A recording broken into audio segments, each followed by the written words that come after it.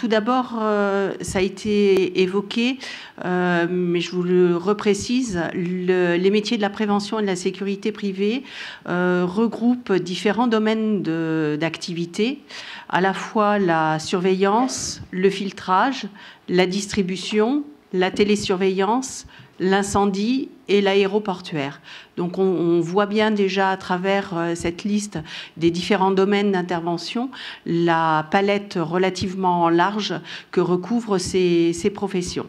Avec deux professions qui sont clairement identifiées par les nomenclatures statistiques, une profession intitulée agent civil de sécurité et de surveillance et une seconde profession qui regroupe peut-être des métiers un petit peu plus hétérogènes, tels que convoyeur de fonds, garde du corps, enquêteur privé et l'ensemble des métiers qui y sont assimilés. Pour vous donner quelques éléments chiffrés, en Île-de-France, ces deux professions que je vous ai mentionnées sont assurées par près de 50 000 personnes, dont 43% assurent leur activité dans les trois secteurs qui relèvent de la prévention et de la sécurité privée. Ces trois secteurs sont les activités de sécurité privée, les activités liées au système de sécurité et les activités d'enquête. L'ensemble de ces trois secteurs, eux, emploient 43 381 personnes, qui sont pour l'essentiel des personnes qui relèvent d'activités de statut d'employés. Puisqu'en effet, il n'y a que 34% de ces emplois qui relèvent d'autres professions, notamment des professions administratives ou d'encadrement. Comme vous le voyez, les professions, je vous l'ai dit, ne sont pas uniquement exercées dans les trois secteurs que nous avons identifiés. Les autres secteurs les plus pourvoyeurs d'emploi pour ces professions sont les services auxiliaires au transport aérien, l'administration d'immeubles et d'autres biens immobiliers et l'administration publique générale. Ce sont des professions où les femmes sont relativement peu importantes en nombre d'emplois, puisqu'elles représentent uniquement 34% des professionnels. Les caractéristiques des personnes qui exercent ces professions. Ces professions sont exercées par des personnes relativement peu qualifiées, puisque 25% d'entre elles déclarent avoir un diplôme de niveau 5, de type CAP, et 35% déclarent ne pas avoir de diplôme. Ces données sont issues du recensement de la population de 2013. Donc, comme je vous le mentionnais tout à l'heure, les professions sont exercées essentiellement par des hommes qui, eux, sont un petit peu plus qualifiés que les femmes, puisque les hommes sont détenteurs à 61% d'un diplôme, que ce soit de niveau 5 ou de niveau 4, donc un diplôme de type baccalauréat.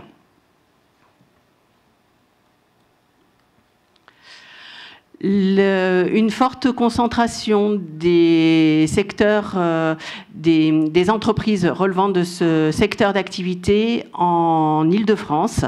En effet, la branche qui recouvre un des trois secteurs que je vous ai mentionnés tout à l'heure, donc celui qui est intitulé « Activité de secteur de la sécurité privée », un tiers des établissements nationaux sont situés en Île-de-France, ce qui fait un petit peu plus de 1361 établissements.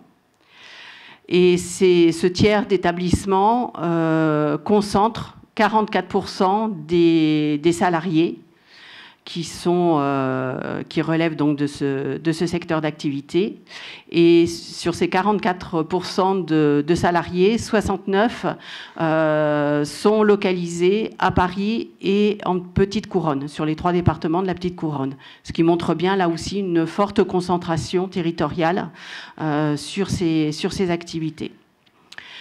Pour ce qui concerne les besoins en main-d'œuvre, à partir de l'enquête réalisée par Pôle emploi, plus de 10 000 besoins de recrutement d'agents de sécurité et de surveillance étaient envisagés en 2016.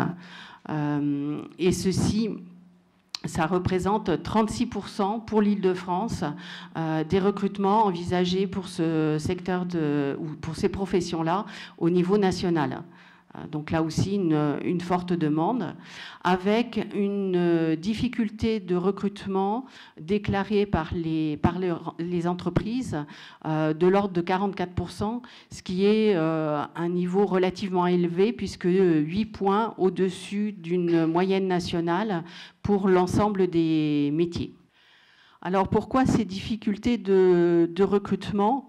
Eh bien, probablement, notamment lié à une distorsion entre l'image de ces métiers et les attentes des employeurs. En effet, sur ces métiers, une image probablement vieillotte continue à être véhiculée. Il semble, et l'image qui est retransmise, c'est souvent celle de métiers aisément accessibles, même sans qualification. Et on verra tout à l'heure, en effet, que ça va être de plus en plus complexe de ce point de vue-là, voire plus possible.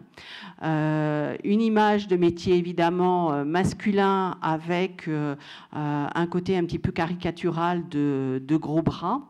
Et puis, quelque chose qui freine peut-être un certain nombre de candidatures, des conditions de travail qui sont réputées difficiles, à la fois en termes d'horaire, en termes de travail relativement isolé, puisque souvent l'activité professionnelle se réalise avec des équipes tournantes, et donc les collègues se croisent.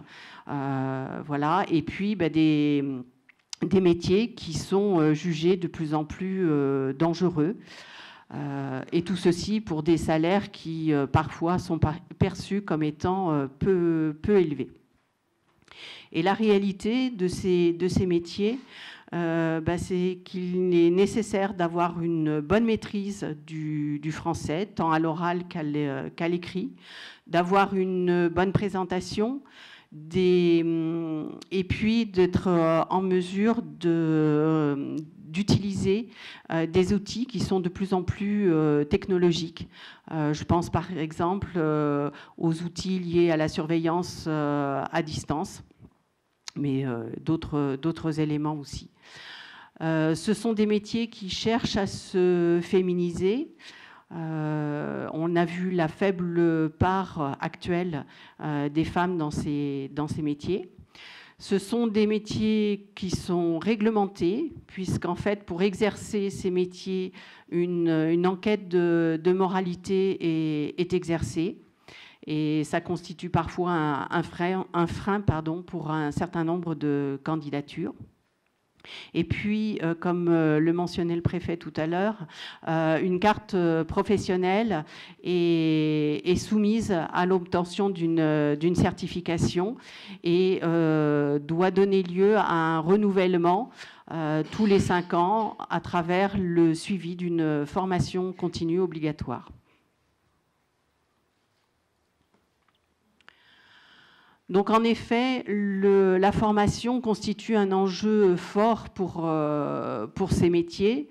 Tout d'abord en termes d'accessibilité, puisqu'on a vu que les nouvelles orientations réglementaire imposait la détention d'une certification pour pouvoir exercer et avoir cette carte de professionnel.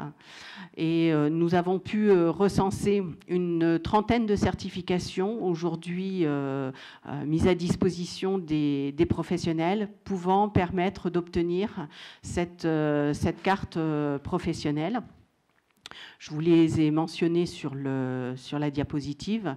Je ne vais peut-être pas rentrer plus dans le détail, mais vous voyez à travers le dénombrement en effet de ces certifications, à la fois la multiplicité des acteurs dispensant ces certifications, et dont, comme ce que mentionnait tout à l'heure Catherine Nasser, en effet, un certain nombre d'organismes de formation qui délivrent leur propre certification au-delà de toutes les certifications délivrées par des ministères. Et donc, au niveau du français, de la maîtrise du français, j'insistais tout à l'heure, en effet, sur cette compétence attendue de la part des employeurs. Elle se traduit aujourd'hui par un prérequis qui est à minima un niveau B1 dans le domaine des références de compétences linguistiques, qui correspond en français, qui correspond en effet à un niveau d'utilisateur indépendant qui est en mesure de s'exprimer tant à l'écrit qu'oralement sans appui nécessaire, qui soit autonome dans sa maîtrise du français. Donc, en effet, une formation, au-delà de la certification, une formation continue qui est nécessaire. Aujourd'hui,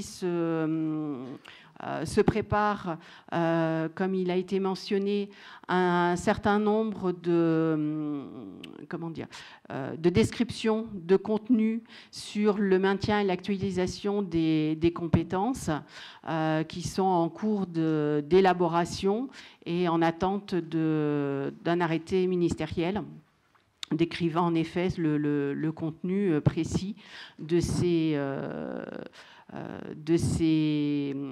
formations continues. 3 CQP proposés par la branche professionnelle qui sont eux aussi en cours de révision et notamment pour mieux prendre en compte l'ensemble des besoins de formation et notamment celui lié à la prévention du risque terroriste.